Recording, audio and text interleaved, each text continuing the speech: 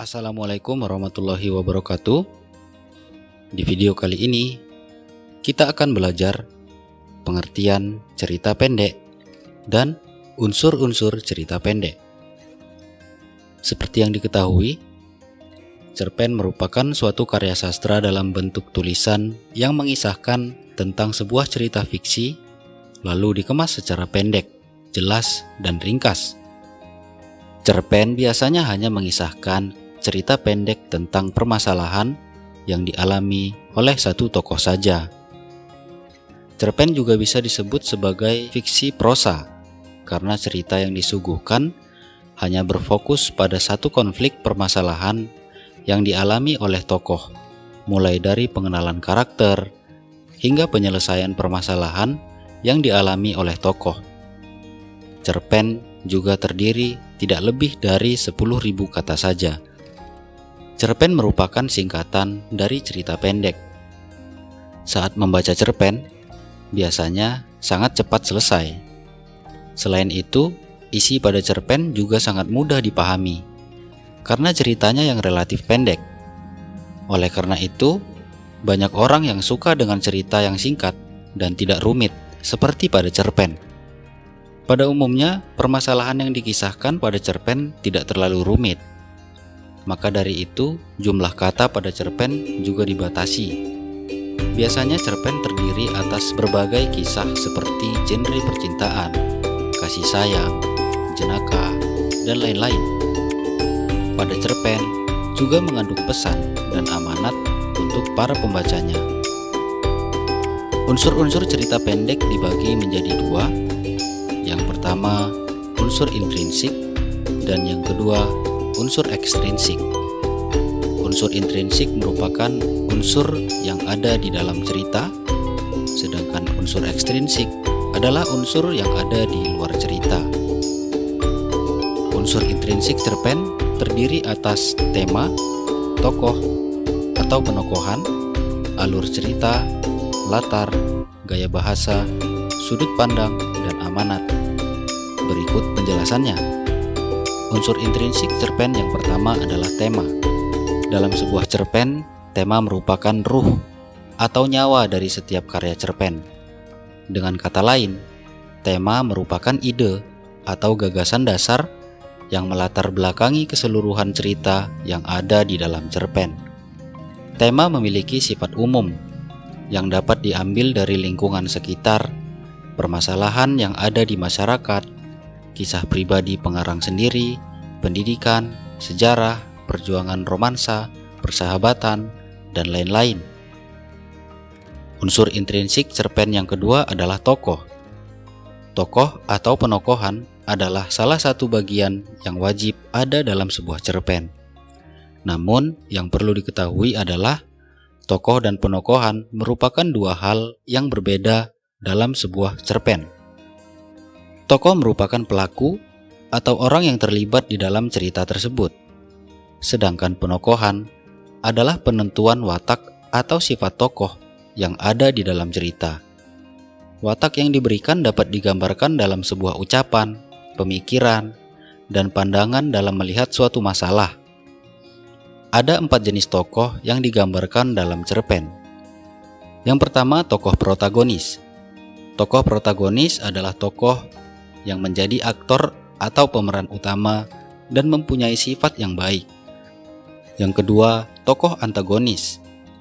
Tokoh ini juga menjadi pemeran utama yang menjadi lawan dari tokoh protagonis. Tokoh antagonis memiliki watak yang negatif, seperti iri, dengki, sombong, angkuh, congkak, dan lain-lain. Yang ketiga, tokoh tritagonis. Tokoh ini adalah tokoh penengah dari protagonis dan antagonis. Tokoh ini biasanya memiliki sifat yang arif dan bijaksana. Tokoh yang keempat adalah tokoh figuran. Tokoh ini merupakan tokoh pendukung yang memberikan tambahan warna dalam cerita. Penokohan watak dari 4 tokoh tersebut akan disampaikan dengan 2 metode atau 2 teknik. Di antaranya, yang pertama, teknik analitik atau metode analitik, yaitu sebuah metode penyampaian oleh penulis mengenai sifat atau watak tokoh dengan cara memaparkan secara langsung, seperti keras kepala, penakut, pemberani, pemalu, dan lain-lain. Yang kedua dengan metode dramatik, yaitu sebuah metode penyampaian sifat tokoh secara tersirat. Biasanya disampaikan melalui tingkah laku atau dialog antar tokoh dalam cerita. Unsur intrinsik yang ketiga adalah alur. Alur adalah urutan jalan cerita dalam cerpen yang disampaikan oleh penulis. Dalam menyampaikan cerita, ada tahapan-tahapan alur yang disampaikan oleh penulis, di antaranya tahap perkenalan, tahap penanjakan, tahap klimaks, anti klimaks, dan tahap penyelesaian. Tahap-tahap alur tersebut harus ada di dalam sebuah cerita. Hal ini bertujuan agar cerita tidak membingungkan orang yang membacanya. Ada dua macam alur yang sering digunakan oleh penulis, yakni alur maju. Alur ini menggambarkan jalan cerita yang urut, dari awal perkenalan tokoh, situasi, lalu menimbulkan konflik, hingga puncak konflik, dan terakhir penyelesaian konflik. Intinya adalah, pada alur maju, ditemukan jalan cerita yang runtut sesuai dengan tahapan-tahapannya, atau disampaikan cerita itu secara kronologis. Yang kedua, alur mundur. Di alur ini, penulis menggambarkan jalan cerita secara tidak urut. Bisa saja penulis menceritakan konflik terlebih dahulu. Setelah itu, menengok kembali peristiwa yang menjadi sebab konflik itu terjadi.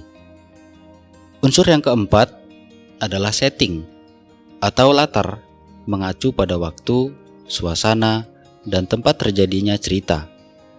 Latar akan memberikan persepsi konkret pada sebuah cerita pendek. Ada 3 jenis latar dalam sebuah cerpen, yakni latar tempat, latar waktu, dan latar suasana. Unsur yang kelima, sudut pandang.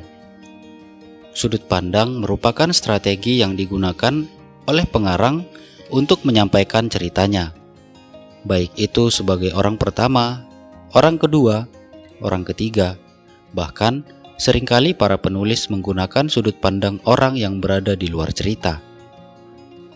Unsur yang keenam, gaya bahasa. Gaya bahasa merupakan ciri khas sang penulis dalam menyampaikan tulisannya kepada publik, baik itu menggunakan majas, diksi, dan pemilihan kalimat yang tepat di dalam cerpennya. Unsur yang ketujuh adalah amanat. Amanat atau moral value adalah pesan moral atau pelajaran yang dapat kita petik dari cerita pendek tersebut.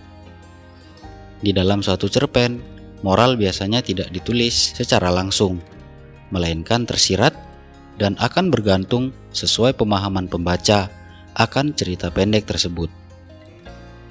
Unsur ekstrinsik. Unsur ekstrinsik adalah unsur-unsur cerpen yang berada di luar karya sastra. Akan tetapi, secara tidak langsung, unsur ini memengaruhi proses pembuatan suatu cerpen. Unsur ekstrinsik cerpen antara lain, yang pertama, latar belakang masyarakat. Latar belakang masyarakat merupakan faktor lingkungan masyarakat sekitar yang memengaruhi penulis dalam membuat cerpen. Ada beberapa faktor yang dapat memengaruhi penulis, di antaranya ideologi negara, kondisi politik, kondisi sosial, dan kondisi ekonomi. Yang kedua, latar belakang penulis. Latar belakang penulis adalah sebuah faktor dari dalam diri penulis yang mendorong penulis dalam membuat cerpen. Latar belakang penulis terdiri atas beberapa faktor. Di antaranya adalah yang pertama, riwayat hidup penulis, yang kedua, kondisi psikologis, dan yang ketiga, aliran sastra penulis. Unsur ekstrinsik yang ketiga, nilai yang terkandung di dalam cerpen. Ada beberapa nilai yang menjadi unsur ekstrinsik dalam sebuah cerpen, dan nilai-nilai ini diantaranya adalah nilai agama, nilai sosial, nilai moral, dan nilai budaya.